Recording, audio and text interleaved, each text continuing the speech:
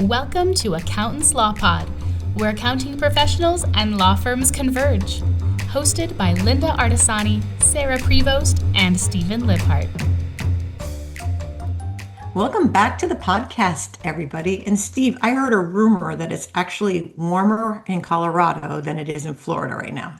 I was talking to my brother in Florida this weekend, and he said they live up at the villages up north, and they said it was 20 degrees or something. Did you get snow flurries? Because some places got like snow flurries in the air. Oh, it doesn't land. We're supposed to be up in the 60s here today. It's just brown and crispy here.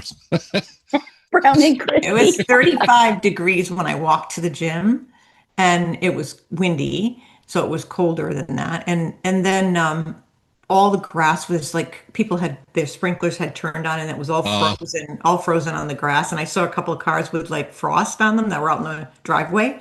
I was like, ooh, wow, I don't see that very often. And we have a problem here with frozen iguanas, the green ones that they don't belong in Florida. And apparently they're all like, they freeze and they fall to the ground.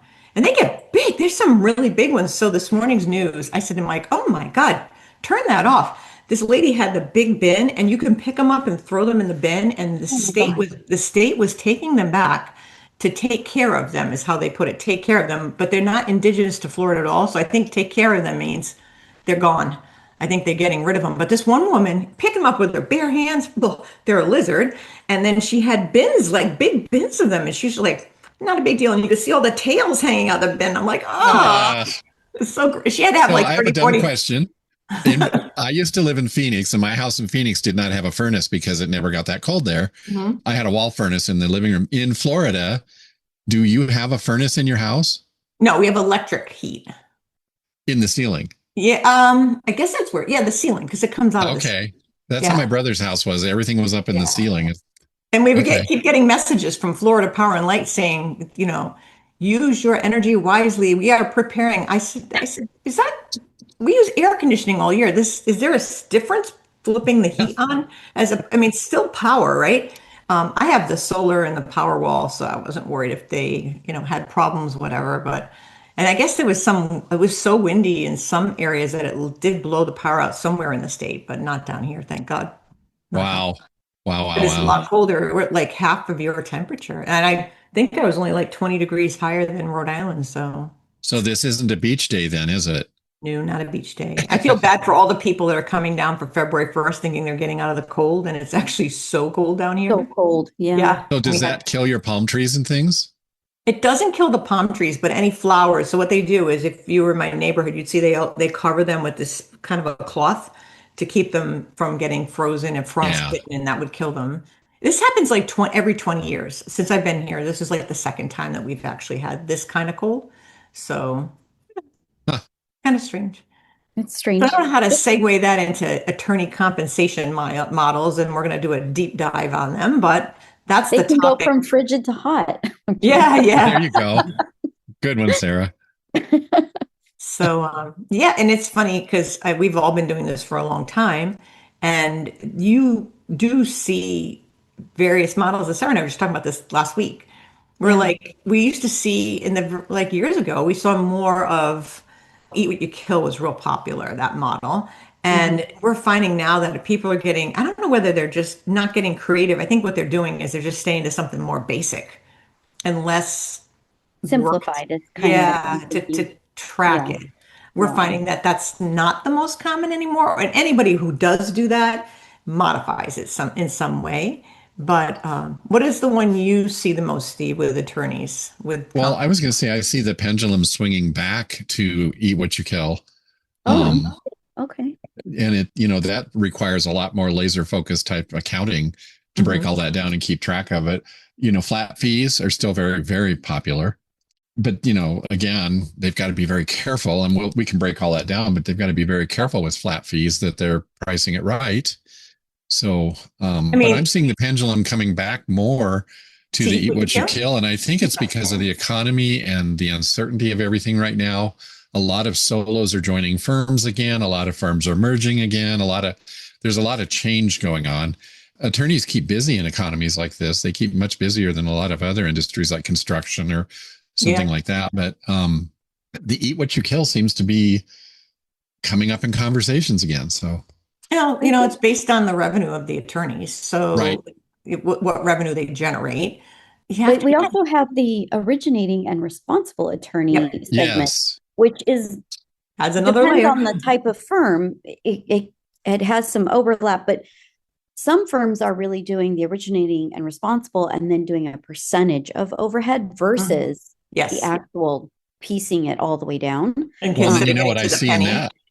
What I see in that too, then, is they have a rainmaker on Yeah. staff who goes out and Yeah. gets all the business, and then they get an eat what you kill percentage of the originator.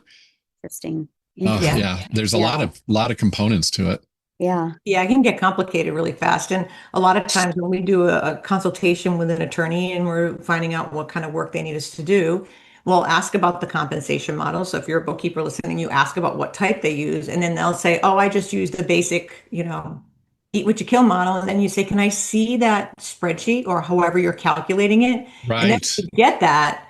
It's eye-opening because a lot of times it does not tie back to the books at all. So where are they getting their numbers from, or it's not tying to Clio? And then when you look into the actual spreadsheet, you'll see that some of the formulas are wrong or broken. So it needs to be corrected. We have to make corrections on money that was already paid out because it doesn't align with the books, and it should align with the books. And that's where our value goes up, right? Well, or they'll launch that program and have it in place, and then they'll make a change, but they won't change the spreadsheet.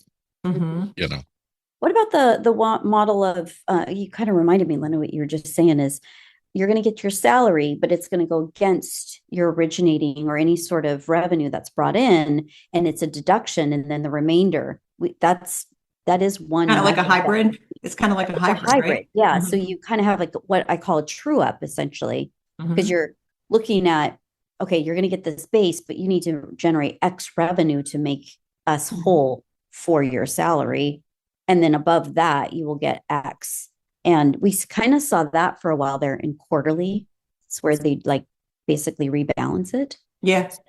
And then Yeah. sometimes you also see the partner share method. And we see this a lot in the small boutique size firms where there's maybe a couple of partners. And the partners take an equal amount of draws from the firm. And then at the end of the year, they kind of true up the profit at the end of the year and kind of divide it out. We see that a lot. It's real simplistic.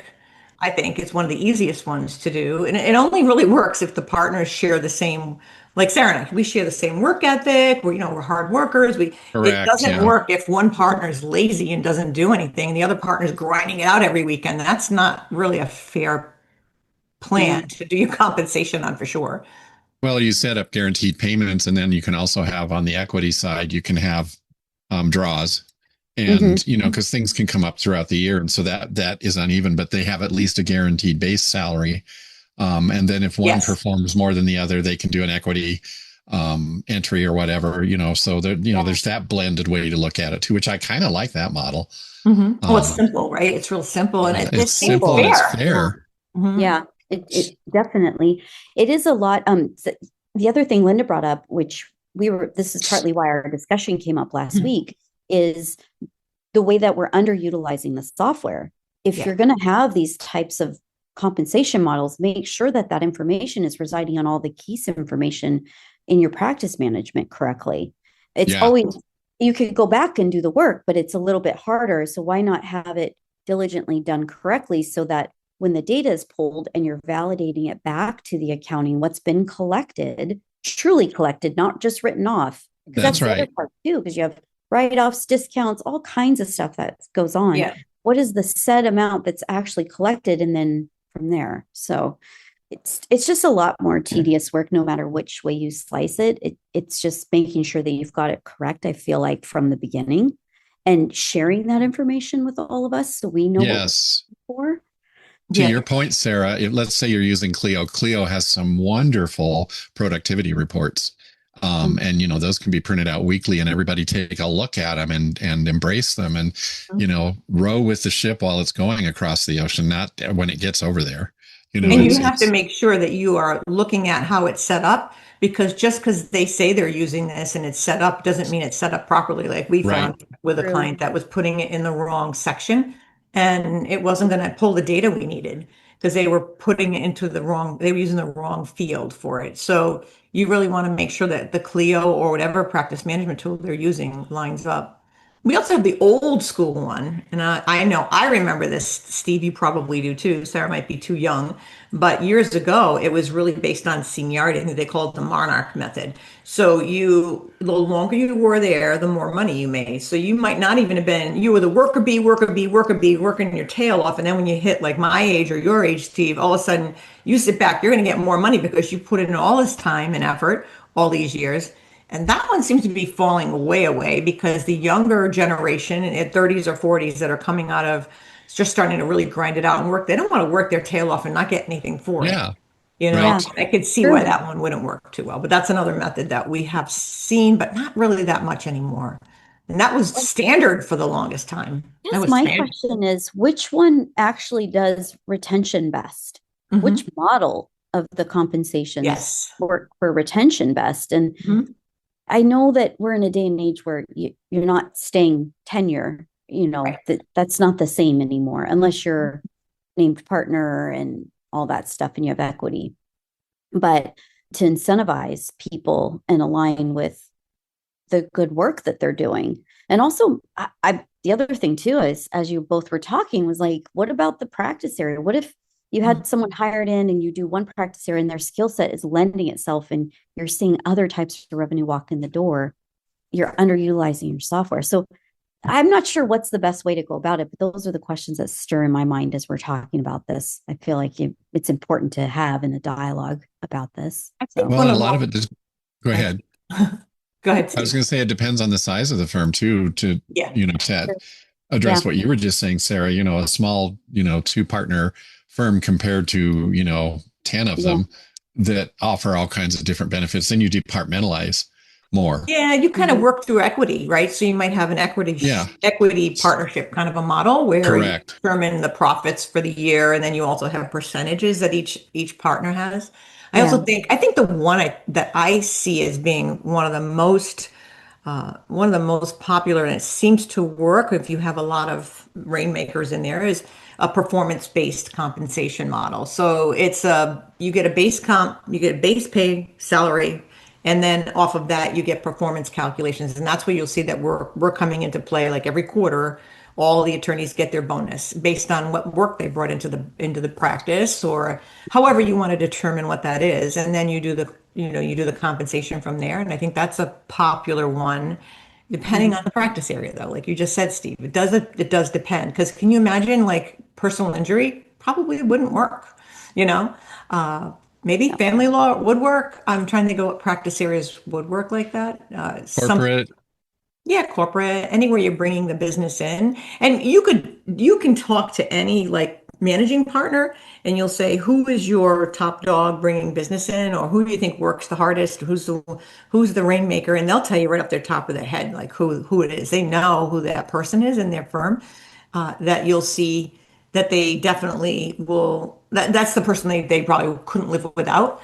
And sometimes that person goes off on their own and leaves, and then the firm's in a whole new place because that person has left the firm, and that makes it a lot harder. I think that you don't want to really depend on one. A lot of times the rainmaker can actually be the owner, so it's a little bit different than that. But and understanding when you reach certain dollar levels of revenue, having a really strong firm administrator that can help do all the back end work on tracking a lot of these things with the accounting department or the outsourced accountant on really nailing down everything and keeping it all very precise, and then monitoring it and sharing it. What I'm curious about too is what's sustainable as we're talking about boutique firms to larger firms, right? What makes it evolve and makes it sustainable? Because what you do is a two-partner firm of a certain size, and what you do at a larger scale, if you're growth mode, I mean, that all has to come into play, and you have to have all those components, right? That you have to still manage. And so do you build a model? I guess the question is do you build a model where you're tracking all these things and then you have fine tuning moments at certain benchmarks? I think so. Okay.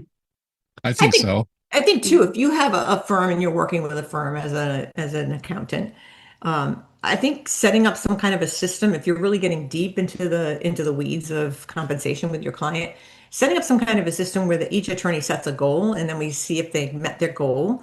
And I think that's kind of incentivizes you, kind of gamify it a little bit. And I think that will maybe Yeah, bring some more, that's true. might bring more business in. I don't know. I mean, there's so many ways you could do it, but I think that's one of the things you could add to it. And then you revisit it every quarter. Here's your goal that you set, and here's where you were. You can kind of give them a report card, Yeah, which yeah. nobody likes a report card. It's kind of like Well, budgeting. you've heard me talk about bonuses before. Mhm. I'm just this proponent of, instead of just walking up with an envelope at the end of the year and saying Merry Christmas, Mhm. um, to your point, Linda, really monitor it and lay it out and have Yeah. a goal and monitor that goal and share that goal and share the results of it. And they know, I mean, wouldn't you as a human working in one of these law firms feel so much better that you gave it your Yeah. all, and then Well, you got this bonus, or you got this pay raise, or this share of the firm, or whatever it is, because of that? Because not only, to your point, does the managing partner maybe that you approach know which attorney in their firm is really producing, that person knows that too, and Mhm. likes to be recognized for it. They earned it. Mhm. and I You wonder know? too, generationally, like we were just talking about, I like to compete with my trainer who's half my age and, she's strong. And I'm like, yeah, my weights are bigger than hers. That feeds my ego. But if you think about it, is that going to work? Like I look at my daughter's generation, is that going to work in a generation that they're not as Oh, good motivated as a point. baby boomer or a Gen Yeah. Xer, right? So it's a Yeah, different yeah, mindset. yeah, What works? yeah. Well, You know, and oddly enough, I was listening to a podcast this morning that talks about what worked for your parents in their times, what will not work for will you not. Mm-mm. as this generation. And it had things in there that we are all accustomed to, Yeah. your pensions, you working hard, like things that we heard and we knew Yes. part of the thing. And one thing that I felt was interesting was looking at especially people that are in positions that are working for these larger firms that offer stock Hmm. options or startups. Yeah. And I think about the law firms, and you're a startup and you're going to have growth, and how do you intentionally set these things with that growth in mind? But you know, when somebody leaves the firm, that deficit of work, it's not like there's someone equivalent with that same skill set and style that Oh, walks in yeah. the door. And we are Yeah. seeing a deficit in the attorneys, kind of just in hiring in general. Yeah. It's all over the board. Skill sets in the specific niches aren't there, maybe at that depth. The exhaustion, attorneys are exhausted. There's a lot of mental instability happening, not because of them, but just there's a lot of headspace that's happening in Well, the work people that want you're. more of a quality of life. Yeah, And yeah, then what's going to happen when yeah, AI jumps into this in the next 5 years? Where does that all go? I mean, I hear Elon yeah. Musk talk about in 5 years, none of us are going to be working. Everything will be like, we'll get a check and everything's going to be like that. I'm like, I don't know how that works. I don't think it's going to be 5 years, but I mean, if you have no reason to get out of bed in the morning, I need to be What motivated to do motivation? something. Yeah. Yeah, I don't think that's going to happen. I mean, he always kind of grab the headline. But I think hmm, sometimes when you think about how AI is going to work into this, yeah, and you wonder how that will be. I mean, I'm sure that's a whole nother level and a whole nother podcast that we could go into. But yeah, yeah. this is the way the world is going. I mean, we use it constantly all the time. So how will that Well, affect it? I feel like in the best practices of compensation modeling and how you're looking at it, I mean, it is sure we don't know what we don't know when we're first starting out, Mhm.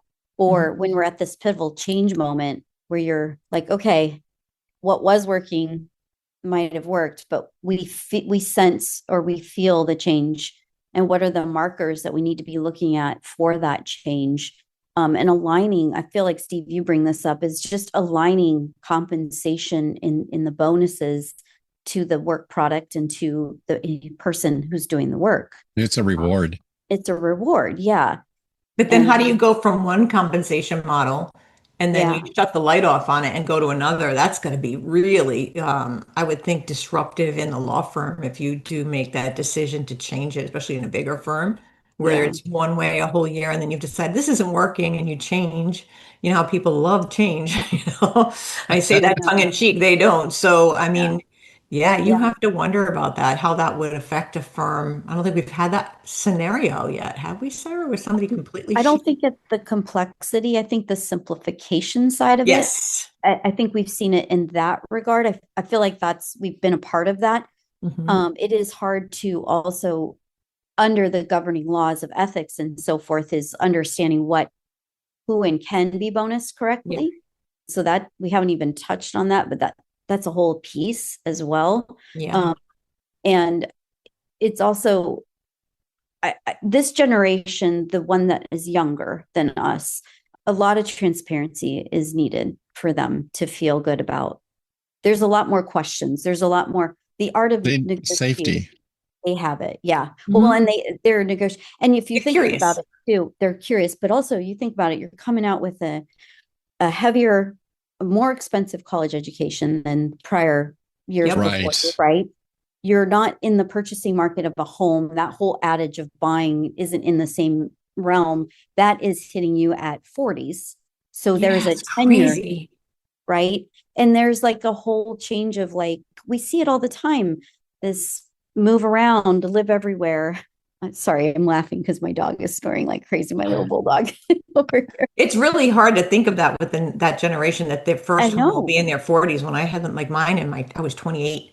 I was I was young, around that age too, Linda. I was in so my 20s, young. like mid 20s when I purchased, like really purchased my own place on my own, separate Yeah. from previously. But so anyway, so it's a mindset shift. And how do you positively, to your point, Linda, make the change and support your growth? But you're running a business.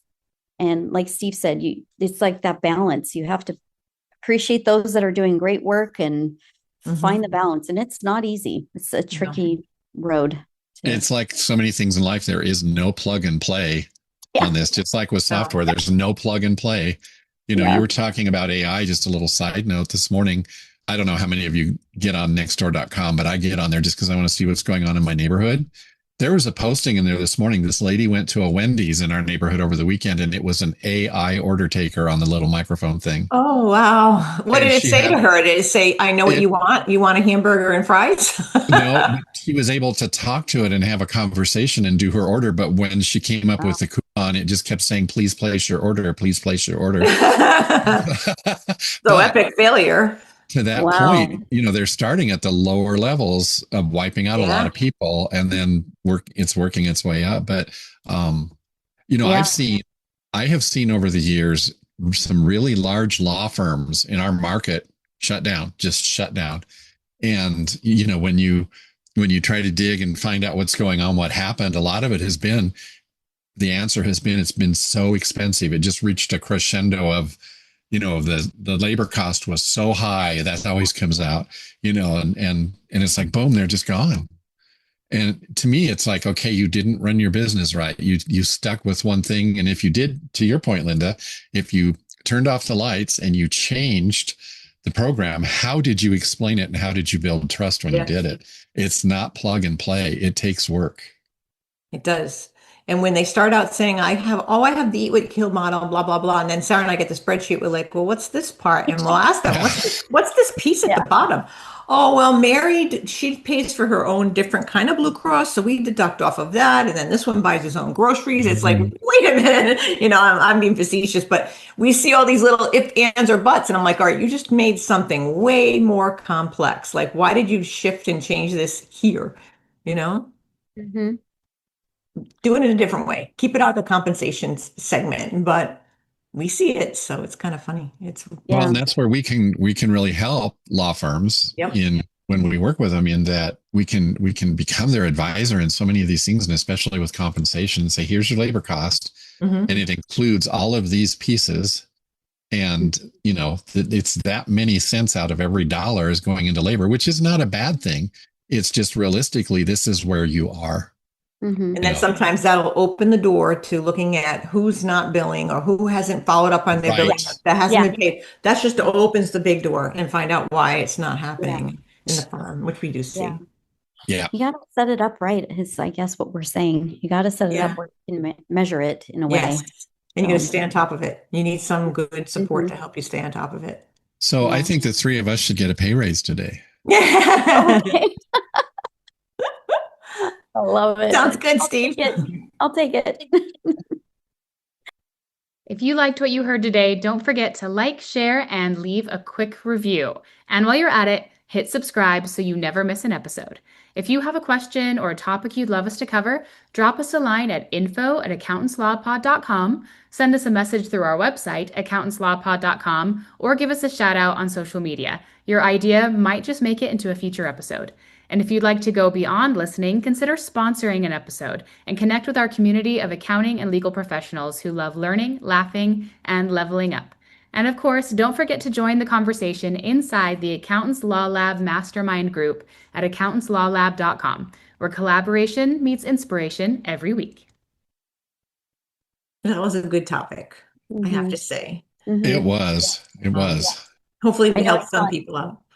Exactly. And I know it's not something that we're always engaged on, but it is Mhm. one that is important to have with Yeah. us. Absolutely. Yeah. Well, thanks, everybody. Thank you. See you next week. Bye-bye.